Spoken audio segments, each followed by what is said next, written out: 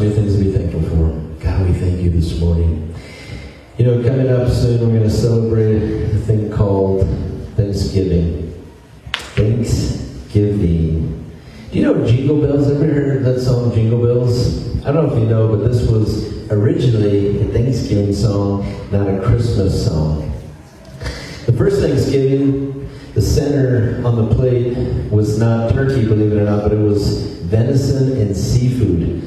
Ooh, yummy. Somehow we transitioned from venison and seafood to more turkey and ham. But back the very first Thanksgiving, venison and seafood. I don't know if you know this, but 47 million turkeys will be consumed on Thanksgiving Day. 47 million turkeys, these poor little things, consumed on Thanksgiving. This is even crazier. On average, and we got some eaters out there, Americans consume 17 pounds of turkey during the holiday season. So not just on Thanksgiving, but holiday season. 17 pounds of turkey. I don't even think I hit a pound, but there are some individuals out there that consume 17 pounds of turkey. Ouch. The average American consumes 4,500 calories on Thanksgiving. Whew. For this day of Thanksgiving, it was made to recognize the blessings from above and to give thanks. But I wonder, is it truly still a day to give thanks, or has it become the day that we just focus on what we consume? Food. Thankful. Our new thought and theme for the rest of the month. Feeling, expressing gratitude, appreciation, gladness because something has happened or is happening. To be pleased or relieved that something did not happen. Thankful that something didn't happen. Giving thanks. It's more than a response to blessings, but it's a spiritual discipline that anchors us in hope and trust in God's faithfulness. Giving thanks. More than a response to blessings. Spiritual discipline that anchors us in hope and trust in God's faithfulness. You know, the Hebrew term for gratitude translates, the Hebrew term, the letters for gratitude, translates into just recognizing the good. And the more you recognize the good, in small ways, it will lead you to recognize the good in all the ways. Gratitude. Thankfulness, this feeling, expressing thanks for a blessing or gift. But gratitude, it is a deeper, more constant attitude and appreciation for God. Gratitude is a state of being. Gratitude is a state of being. Thankfulness is a feeling. Gratitude is a state of being. An outward-facing character quality that involves action. Everywhere we go, I am grateful. Gratitude. You know, in the Old Testament, gratitude to God was the only condition in which life could be enjoyed. Gratitude, a natural expression of thanks in response to blessing, protection, and love. Gratitude. It was the only way in the Old Testament to which, in a condition, life could be enjoyed. For the Jewish people, every aspect of creation provided evidence of God's lordship over all the life. For Jewish people in the Old Testament, every aspect of creation, understanding there's a creator, I'm a creator, created, provided evidence of God's lordship over all life. The Hebrew people thanked him for the magnificence of the universe. When they received good news, they thanked God for his goodness and great deeds. Most importantly, when they received bad news, they also gave thanks, trusting that he was a just God. Gratitude. Thankful and full of gratitude. This morning, our theme, thankful.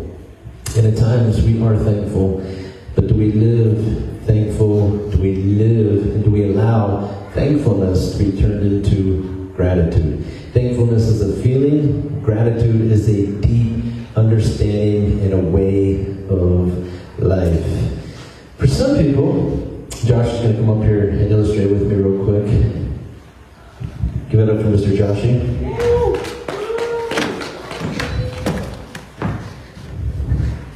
That's a sword, in case you're wondering. You can stand on this side. Stand right in front of the wood thing there. There you go. For some people, where's your flap balloon? Your empty balloon. Your empty balloon. Some people say being thankful, it's like a balloon. When the balloon's full, when I'm full, I'm thankful.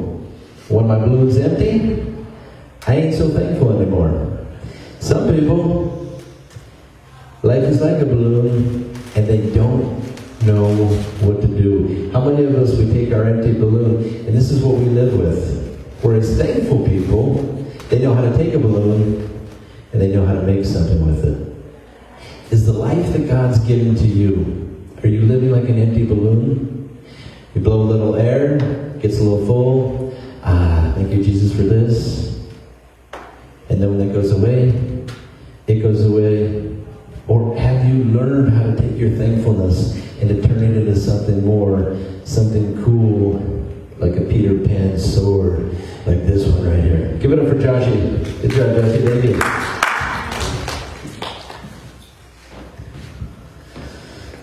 Sometimes understanding life and gratitude like a balloon. When we inflate it, we appreciate it. If it lifts our spirits, it brings joy. But if we forget to fill it or overlook the balloon and how to fill it, what happens? It deflates, it weighs us down. Life is like a balloon. If you have enough balloons, you fill all your balloons with helium. How many of us know the more you blow up, the more you have, you could just fly away, right? Our thankfulness, our gratitude, can elevate our perspective that we walk with every single day.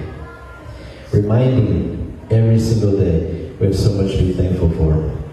1 Thessalonians 5:16 says, always be joyful. Never stop praying. Be thankful in all circumstances. This is God's will for you who belong to Christ Jesus.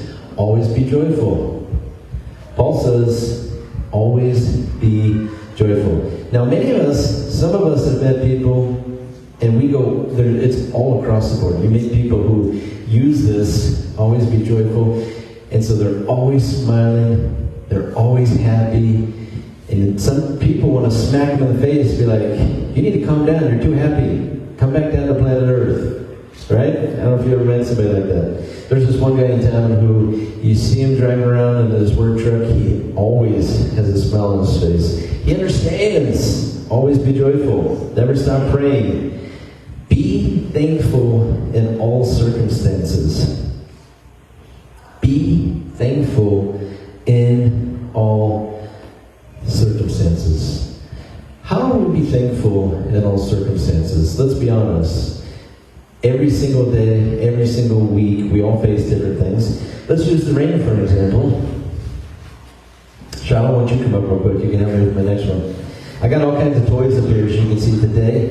It's going to be a nice little fun illustration day. If you can stand.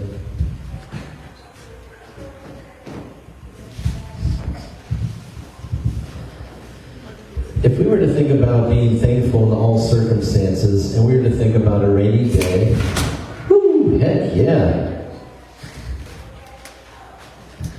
How many of us know when the rain starts, there are people who are saying, I ain't leaving the house today. I ain't going nowhere. It's raining. I just want to stay home. I want to get on my couch, hot cocoa. And that's okay. But then there's other people who aren't afraid. They get their umbrella and they see the rain as what? An opportunity.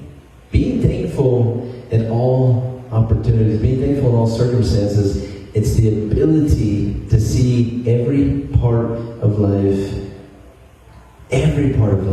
with opportunity. All I need on a rainy day is what? My umbrella. If I don't want to get wet, but I should continue I see an umbrella. And the umbrella is kind of like God, because what does God do? God promises us to what? Cover us every single day. But if we choose to live in fear and being lazy, there's nothing wrong with having lazy days. Don't get me wrong. But sometimes we allow those lazy days to become a lifestyle. And then that laziness carries in every part of our life. Instead of seeing opportunity, I just need my umbrella. I'm going to go out and I'm going to go get it. I'm going to go get it. There's an opportunity. Paul says, what? Be thankful in all circumstances. Give it up for a shout out. Thank you. Good job. Maybe open that umbrella. Be thankful in all circumstances. Everything in life, how I'm going to see it, is about perspective. To be able to seize the moment. Gratitude, thankfulness, it transforms the outlook in life. It's like a dance. When my kids were little, and when I was little, I'm sure when we were little, how many of us, when we saw the rain, we did not care. Let's go play. Let's go jump in the puddles. And then we get old. What happens to us? I can't walk through that. I can't get wet. I can't ruin my hair. I can't ruin this. Right? What happens from a little child who's so full of faith, so full of love and excitement and passion? What happens to, unfortunately, some of us adults? We allow, maybe we've lost our thankfulness for life. Maybe we've allowed things to take away the gratitude that God gives. Because when summer first starts, all of us, we're excited. Summer's here, it's hot. By the end of summer, many of us are like, I can't wait for this to be over. I can't wait for the rain. I can't wait for it to be cold. And then it gets cold, and then we're like, if I go outside, I gotta bring my jacket. If I go outside, do you notice our human nature, how fickle we are sometimes? But in life, virtually the way we see life, it's deflated, or we know what we're doing with life. Life, should I stay home where it's dry? Or should I just take my umbrella and I'm going to go capture life? I'm going to go take life, because nothing's going to take away my thankfulness. Nothing's going to take away my gratitude. I will live 24/7, making the most of every opportunity, because I'm thankful. With that, we're going to go to Ezekiel. Chapter 37, starting in verse 1. It says, the Lord took hold of me, and I was carried away by the Spirit of the Lord to a valley filled with bones. He led me all around among the bones that covered the valley floor. They were scattered everywhere across the ground. They were completely dried out. Then he asked me, Son of man, can these bones become living people again? O sovereign Lord, I replied, you alone know the answer to that. Then he said to me, speak a prophetic message to these bones and say, dry bones, listen to the word of the Lord. Listen to the word of the Lord. Listen to the word of the Lord. This is what the sovereign Lord says. Look, I'm going to put breath into you and make you live again. I'm going to put flesh and muscles on you and cover with skin. I will put breath into you and you will come to life. Then you will know that I am the Lord. So I spoke this message just as God told me. Suddenly, as I spoke, there was a rattling noise. There was a rattling noise all across the valley. The bones of each body came together and attached themselves as complete skeletons. Then as I watched, muscles, flesh formed over the bones. The skin formed to cover their bodies, but they still had no breath in them.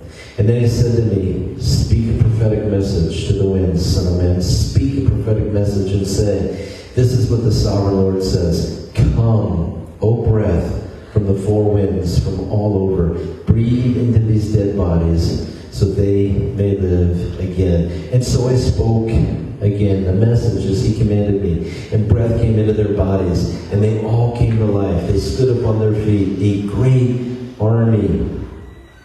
And then he said to me, Son of man, these bones represent the people of Israel. They are saying, we've become old, dry bones.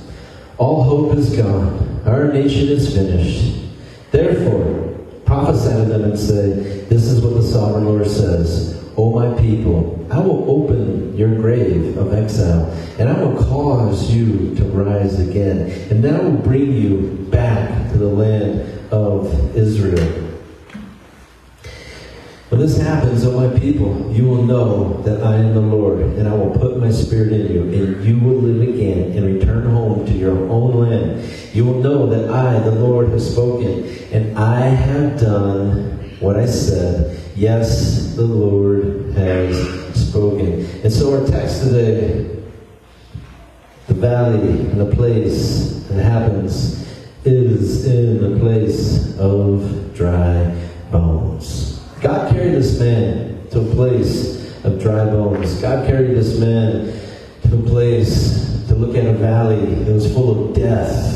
If you look at it and think of dry bones and skeleton bones that are there, been rotting, could be a stench. This place that looks so dark and destitute, and it is gross. It's a valley of dry bones. If God carried this man there, I wonder, is there times in life where God may carry us through a valley that has some dry bones? If God carried this man to speak, to represent, to reflect, to understand a moment in a season in time, I wonder if God, the same to him as us, does he carry us to a place of dry bones? We know in Psalms 23, it says, God is my shepherd, and because he's my shepherd, I have all that I need. There's times where he takes me to green meadows, and life is perfect and beautiful, by peaceful streams. God renews my strength. He guides me along the right path. He brings honor to his name. But even when I walk through the dark valley, kind of like going through dry bones, I'm not going to be afraid. God, you are beside me. Your rod, your staff, they comfort me. Many of us, we would not choose willfully to go to a place of dry bones. We wouldn't choose to cruise through a dark valley in a season. But spiritually, mentally, emotionally, and physically, as human nature, because remember, we have to remind ourselves, sometimes we get a little fickle. Sometimes it's in our nature, we can get a little selfish without realizing that we get a little selfish. And so at times, God has to remind us. God has to circle us back around. And God has to take us through places and seasons where there may be some dry bones.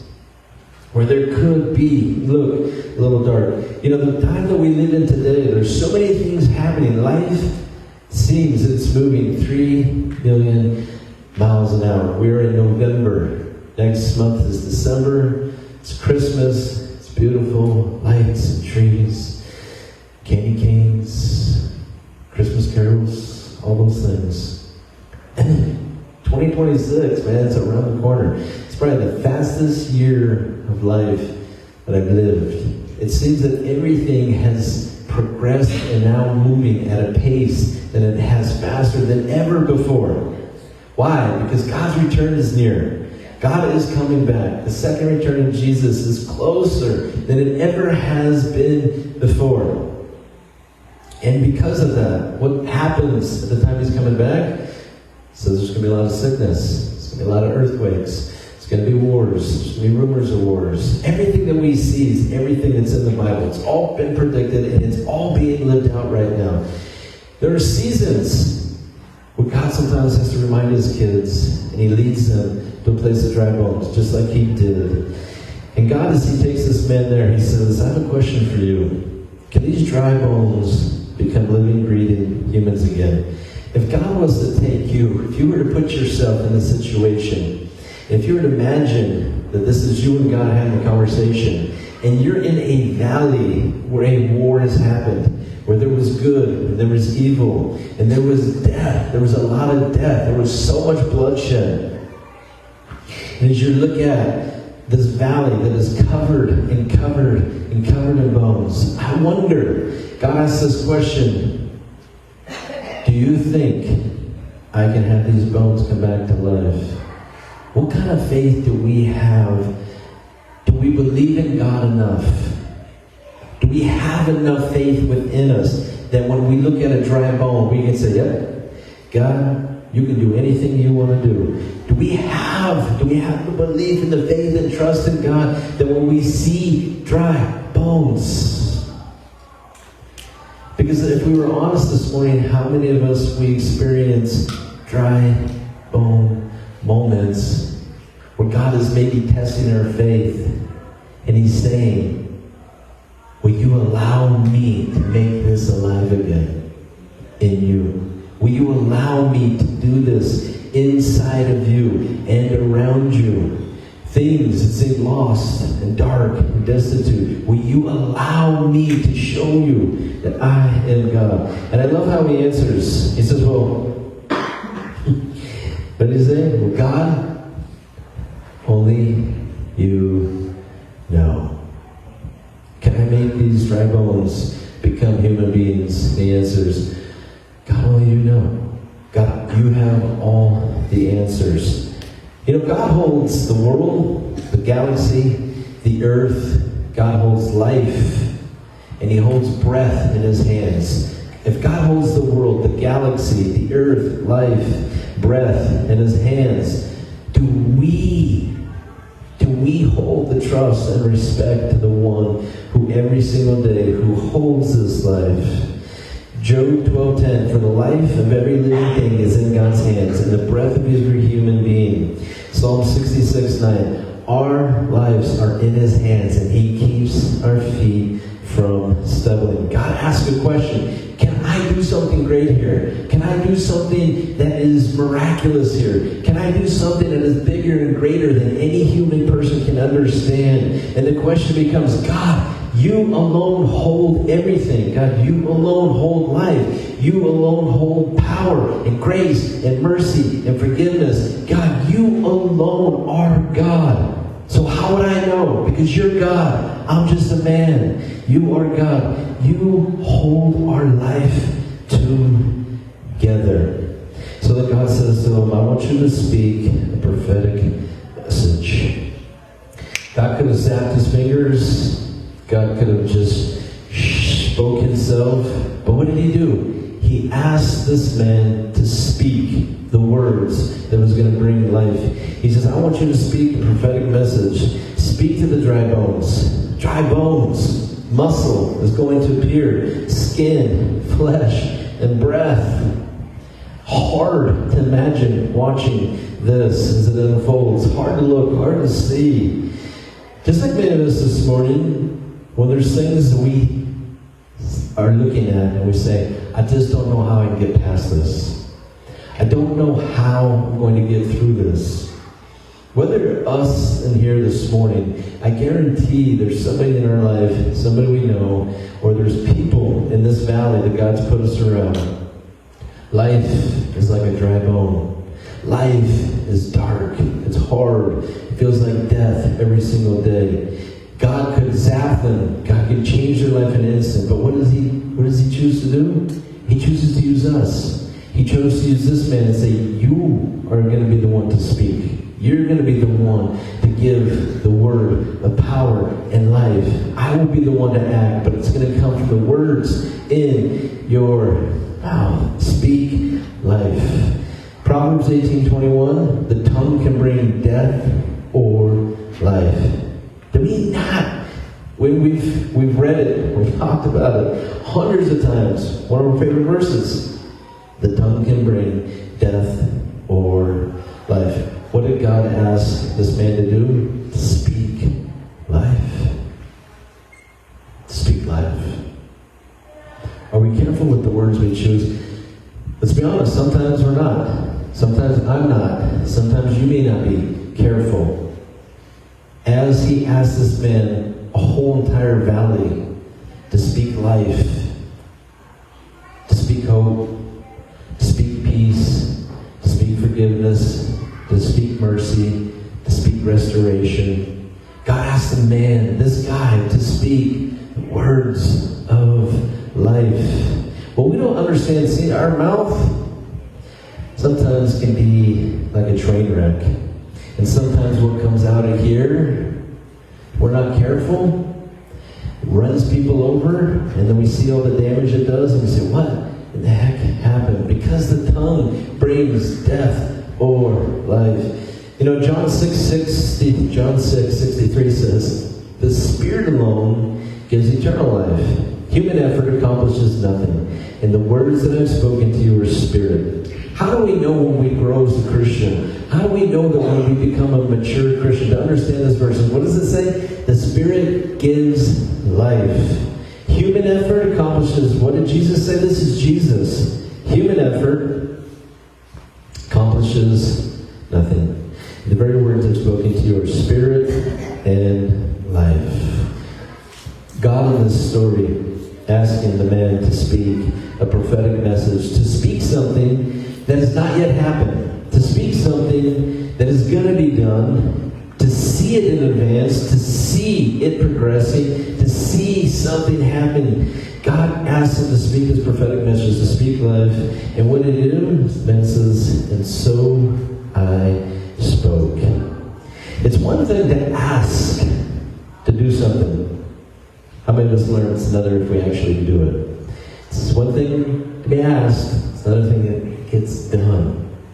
And on a human level, how many of us know there's things that are asked of us? If you work, if you live, if you drive a car, there's things that are asked of us everywhere we go and everything that we do. But it is another thing when we learn to follow the rules and the guidelines. This man was asked to speak a message that maybe he didn't understand. Maybe the man was asked to speak something that was hard to say. But what did he do? He actually did it. And as he spoke, as he was faithful, as he was obedient, what happened? It says that there was a sound of rattling. There was a sound of God moving. If you pause here for a second.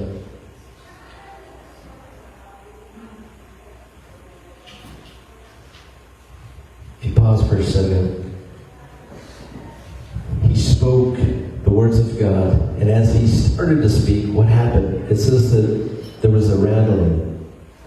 And if you can kind of visualize seeing thousands of bones on the ground, and then this man speaks the very words of God, he hears the sound of rattling.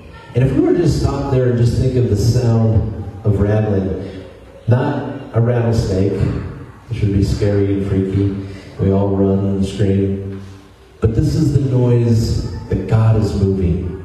The rattling noise is the noise God is moving. And I think this morning, many of us, to understand God is moving, even when we see it, even when we feel it, and even when we don't. But maybe we're just not hearing the sound of the rattling. It takes being able to listen. This man, as he spoke, as soon as he started to speak, the bones started to rattle together. And maybe sometimes God's asking, hey, listen, I'm moving. I haven't stopped moving. But you have so much noise in your life, you don't hear me rattling. You have so much noise. You have so many distractions. You have so many things that you're chasing that are not me. You have so many things that you're living for. So many things that you're going after. So many things that consume your day that you're missing my rattling. I'm moving. I'm speaking. But maybe you can't hear because you're so distracted. For this man, he hears the rattling. And then I like how it says, and so I watched. He stopped.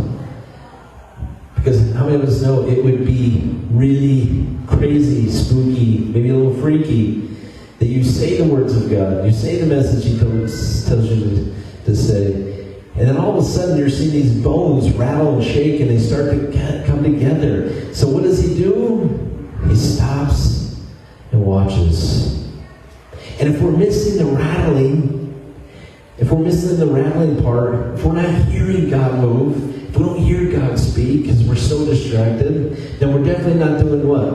We're definitely not watching, because we don't hear it means we can't see it. And to actually see it means maybe I need to slow down for a minute. And maybe I don't have my Bible on me, but I could open up my Bible app. Maybe I need to just stop and embrace this moment and allow life to slow down for a minute, to enjoy what God is saying to me right now, to hear. And that's kind of what church is. And it's kind of why you don't get it if you're at your home, or if you're sitting somewhere, or if you're driving. There's something that we're forced in this little space, that when we come to church, when we watch, when we see, when we listen, that maybe we're not going to hear it, and maybe we're not going to see it again, because we're forcing ourselves to sit and to listen, to slow down. I love how God, the first time he tells him to speak, he says what? Speak to the muscles, speak to the flesh, speak to the skin, speak to the breath. But after the first message, what happened? These humans were put together, but they weren't alive. The very first message, even though God had breath in it, it wasn't the breath that gave life yet. It had the look. The parents, they looked real now. They looked like they could be humans again. They had skin, they had flesh, they had muscle, they had everything. And even though the first time God said, speak even to the breath, they had some breath, but they didn't have the breath of life. Kind of like life, kind of like thankfulness, kind of like gratitude. There are people sometimes, we're living and we're breathing, but we're not really alive. How many of us have seen zombie movies?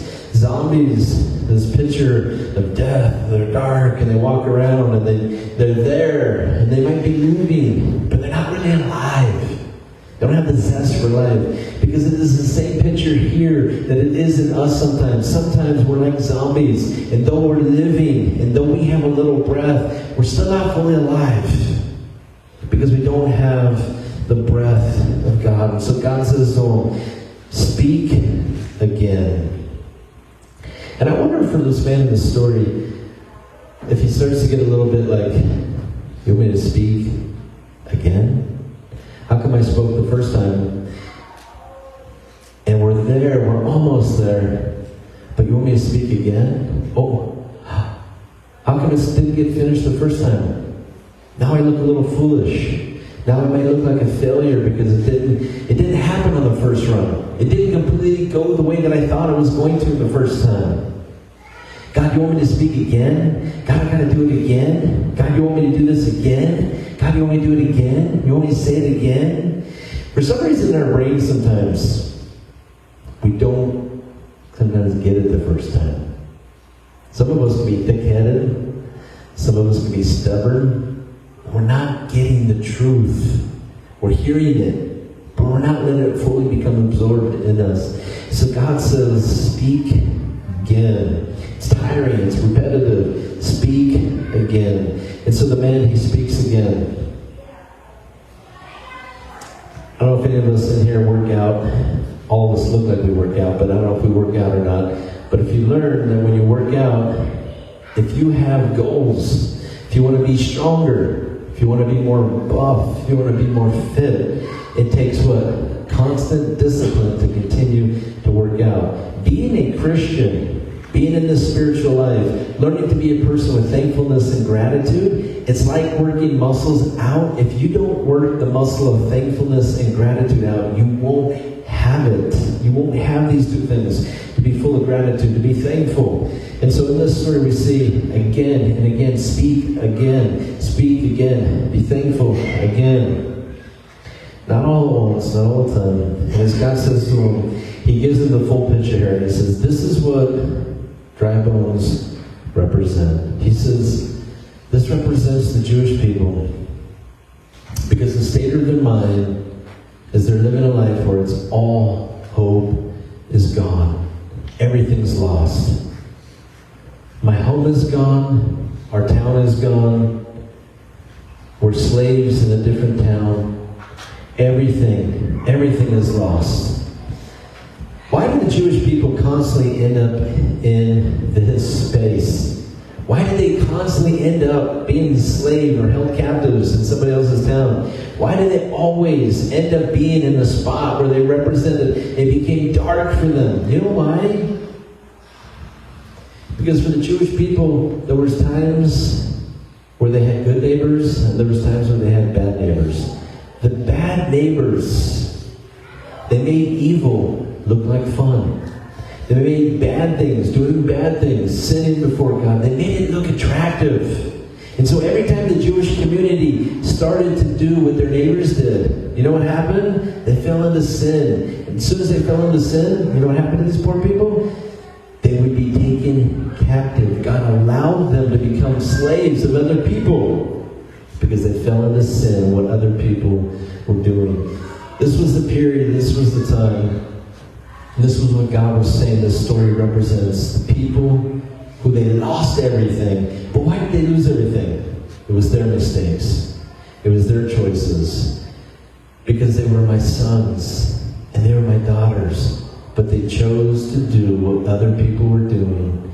And they paid for it. All hope is gone. Everything is lost. My home, everything. It is all gone.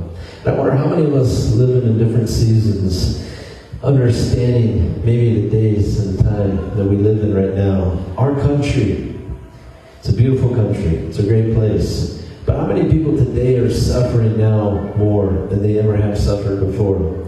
How many people today are feeling an economic crunch today now more than ever before? How many people today are talking about political things that are happening? Many people are talking about spiritual things, mental, emotional things. We know that mental issues, emotional issues that are all-time high, all-time rise. And so many people feel way more stressed today than they ever have before. But I wonder, maybe our conversations were filled with so much of what's happening and not enough of what God wants to do. We're talking so much about what's happening, about what we see. If we're in this valley and we see dry bones, we can sit there and we can talk about dead people all day long. But how many of us would stop and say, you know what? God can take these dry bones. God can take this town of heaven. God can take and revive the place that we live. And He could use Hemet to change the world. How many of us, we can look at a valley and we can see dead people and dead things and darkness and cobwebs, and we can say nothing can ever good come from here. How many parents have said this to their kids? Nothing good is going to come from your life. Because maybe in them that's the way they feel, and so they project that onto their kids. I've heard it at Walmart. I'm sure maybe some of you have heard that too. It's amazing what gets said at Walmart to their kids. And it's sad. But if we're all honest, I think there's times that we walk with an incorrect perspective because we lost the gratitude. We lost the thankfulness. And so what we're seeing are the dry bones instead of the army of life that's right in front of us. God moving, power and might, who can do great things. You know, we could sit and stand, and many of us have at times complained about life and things that we don't like, only making it worse. But maybe we can stop and say, God, the season, and maybe we're in a dry bone season, what is it, God, that you want to teach me in this season, right now? What is the thing, God, you're trying to get through to me? Not get through to my friends, not get through to my coworkers. God, what is just the message, God, that you're trying to get through to me right now? What is the words? God, what are the very things that you want me to hear today? As God represents this story of dry bones. And so He tells the man one more time, I want you to speak again. He says, this last time, you're going to speak that the graves of slavery will be loose. The graves, the mistakes, the tragedies, the mistakes and sins of all that you committed, that you will come out of that grave. You will come out of exile. You will come out of the darkness, and you will rise again. That's one thing I think as believers and sons and daughters of God, sometimes that we forget. Our job and mission, it's never over. It doesn't matter where we are. It doesn't matter who we are. It doesn't matter if we have money or if we're broke, if we're healthy or sick. It doesn't matter if we're in church or out of church. It doesn't matter our age. God's mission is always the same. It's to rise. It's to be sons and daughters of the King. It's to be a reflection of Him. To show the gratitude and thankfulness of every single day, life that has been given to us. And so He tells this man, speak again. One last time. What? You're going to speak that there's life from death. Kind of like Jesus. Isn't the same thing that happened to Jesus? How many men before Jesus died and came back to life? It's actually nobody. Right? How many people do we know they died and were nailed to a cross? Do we know how? Maybe there's some people we'd like to kill, nailed to a cross. But how many of us, not us, other people, there's other people we know. How many of us know someone personally in our life that's been nailed, has been put on a wood and crucified, has come back to life? Nobody. Only Jesus Christ. Why? Because God brought life from death. This is the message of God. This is the message of Dry Bones. And this is the message, the season that God has put in us, that we are already in today. And so as we start to wrap up this morning, I've got one last story. Matthew 25:14. Again, the kingdom of heaven can be illustrated by the story of a man going on a long trip. He called together his servants. He entrusted his money to them while he was gone. He gave 5 bags of silver to one, 2 bags of silver to another, 1 bag of silver to the last, dividing in proportion to their abilities. He then left on his trip. The servant who received 5 bags of silver, he invested the money and he earned 5 more. The servant with 2 bags of silver, he also went to work and he earned 2 more. But the servant who only got 1 bag of silver, he dug a hole in the ground, hid in the master's money. After a long time, the master returned from his trip, called him to give an account of how they had used his money. The servant to whom he had entrusted the 5 bags of silver came forward with 5 more and said, Sir, master, you gave me 5 bags of silver to invest, and I have earned you 5 more. Master was full of praise. Well done, my good and faithful servant. You've been faithful in handling this small amount. Now I'll give you many more responsibilities. Let's celebrate together.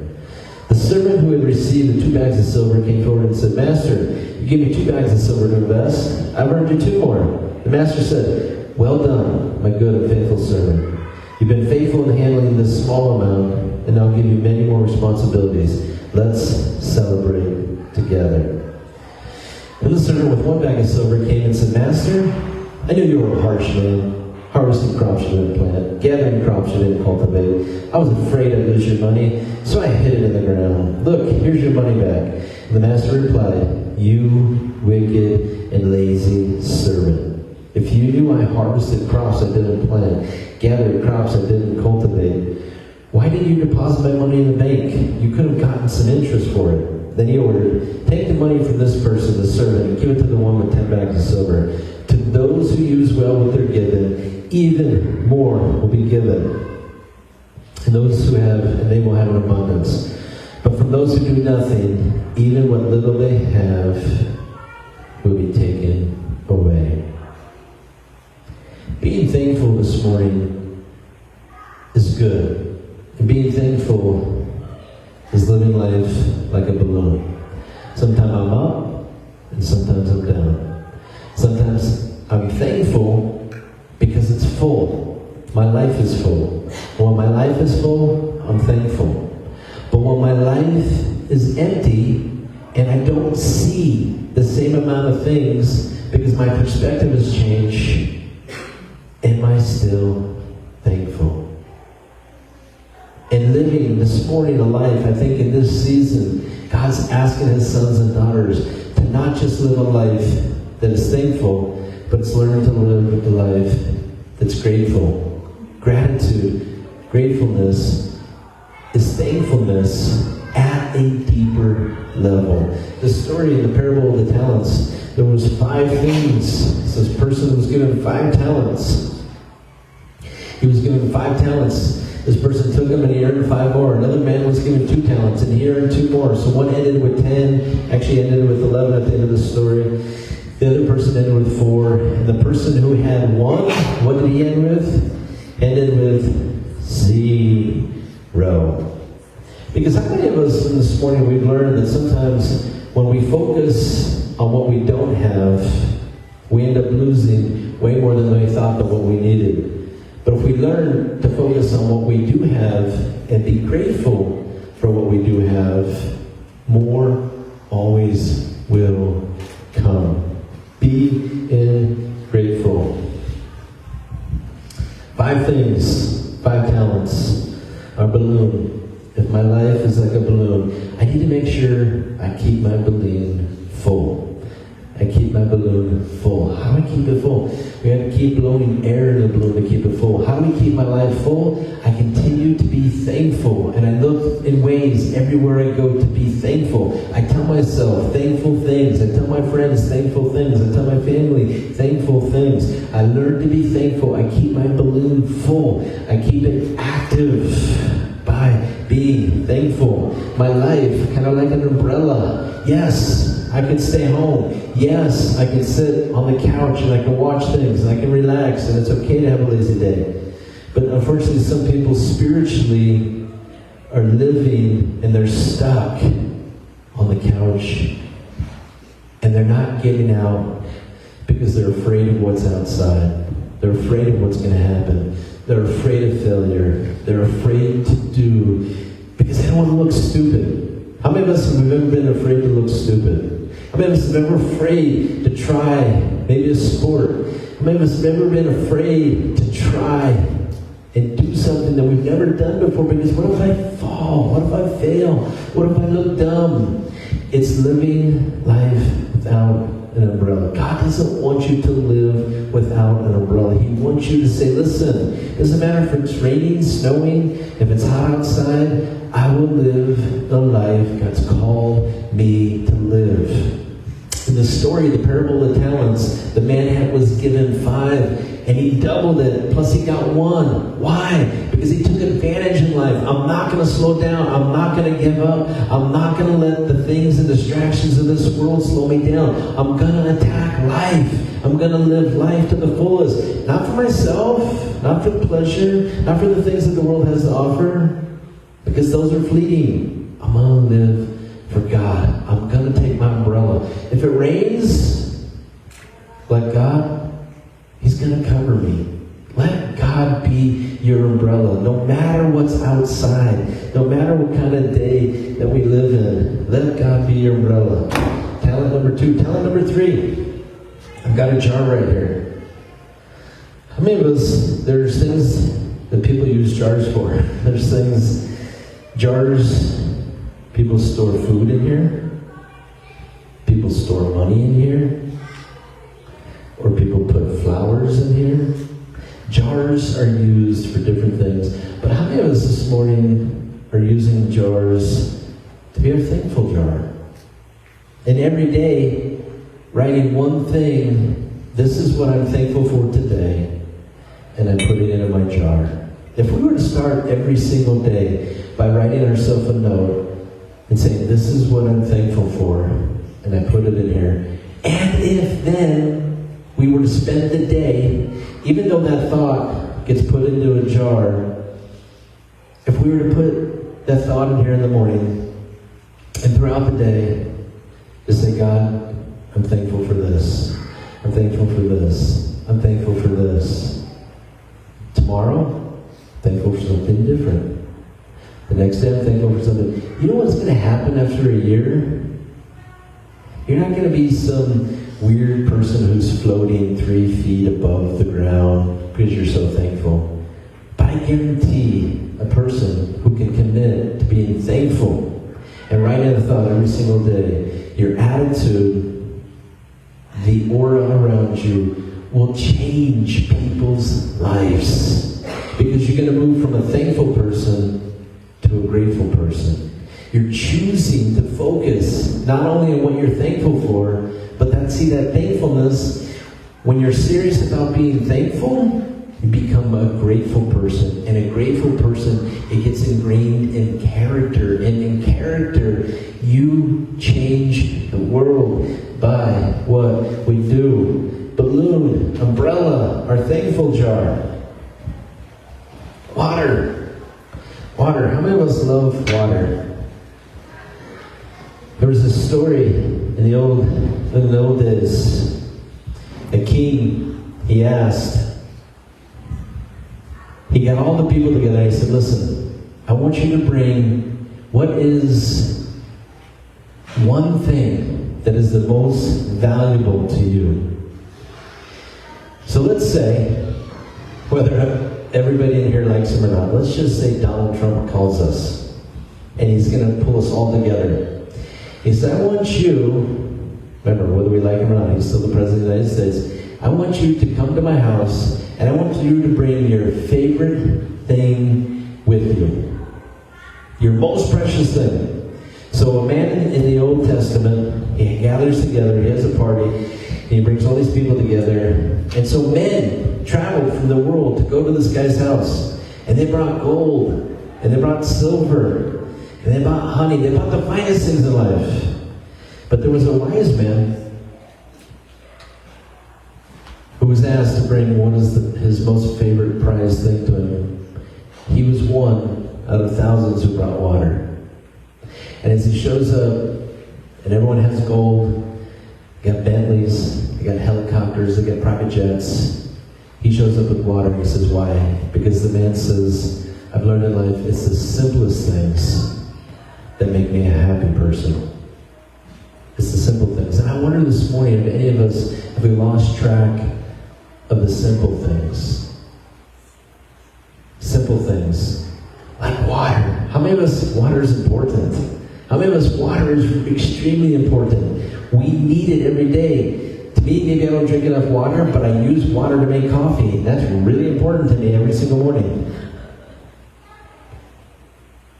If thousands of years ago, if a king can ask his people, bring your most valued gift, and there was only one out of thousands who said, this is my most valued, because it's simple, and it's what I need to live.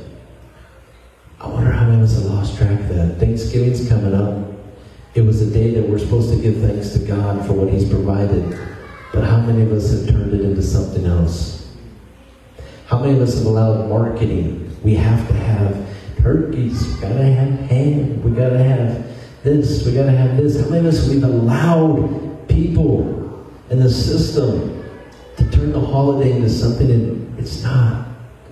It's a day to give thanks, simply. God has provided for me. He gave me water, and I'm thankful.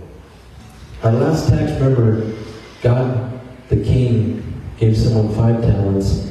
He turned it into 5 more, had 10. He's given one more, had 11. So if we were looking at our talents, we saw our balloon, we saw our umbrella, we saw our jar of thanks. Now we see our water.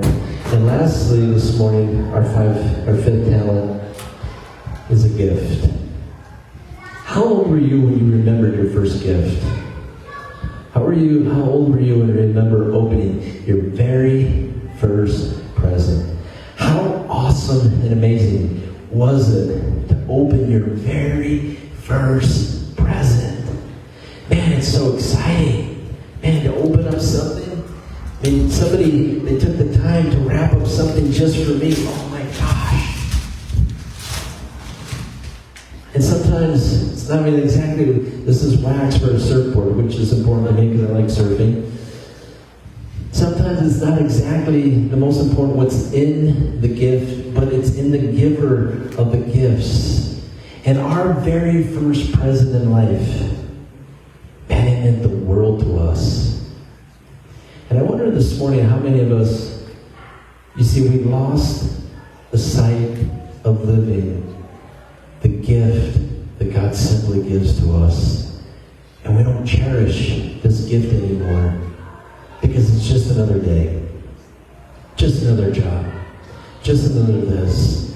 Our very first present, man, it meant the world to us. It was everything. When we were young, man, getting outside and just living, woo, watch out. I got my bike, I got my skateboard, I got my group of friends, or by myself, I don't care, I'm going to go on an adventure. Life was a gift. Life was precious. Life was amazing. You see, the parable of the talents, 2 men, they were given something and they doubled it because they saw what they had. They saw the opportunity.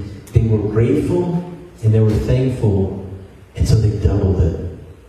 But then there was another man. He was given a talent. And you know what happened to him? He got stuck. This is a rat trap right here. Many of us, unfortunately, we've allowed the gratefulness of life, the gratefulness of what God's given to us, to slip away. We've allowed thankful moments to become like a balloon and they're just deflated and they're gone away. And we've, unfortunately, without realizing, some of us have become like the guy in the story with just one talent. And instead of doing something, and there's only one thing that God has given every one of us a purpose in life for, and that is to take the Word of God and to live it in the world the best that we can. We're all imperfect. We all make mistakes. We all do things that we shouldn't. We all say things that we shouldn't. But it's not to get stuck on the things that we're not, or dry bones. It's not to live life by our faults, our mistakes, guilt and shame and things of the past. God is speaking death, go away, life, rise again. God is asking us to take His word and to rise and not be like the guy in this story. If you're stuck and you don't know what to do, if you're stuck, you don't know where to go. If you're stuck, it's probably because you lost your thankfulness. You lost your gratitude. You've lost the will to live life. Grateful, thankful. And so this morning, as we get ready to close and pray, at 10:40, how powerful is it, I wonder, to be a son of God, a daughter of God? How powerful is it, maybe when the world and the time maybe seem like we're living in dry bones. There's just a lot of just weird stuff. How powerful would it be if God's sons and God's daughters are grateful for the dry bones, grateful for whatever it is. And I wonder how powerful it would be if we're thankful in all circumstances, like Paul said, instead of only being thankful when life is going the way that we expect it to. How powerful would it be for us in here this morning? How powerful it was for the guys who took the talents and they doubled it. How powerful it is for us this morning as we walk out of here, as we walk away with this. The first gift, the first life, the first breath that God gives to us every single day. Like the precious gift it is. God's not done with me. God's not done with you. God's not done if it's sunny or raining outside. God calls us all to be thankful and grateful for wherever He leads us, wherever He guides us. We're going to close and pray.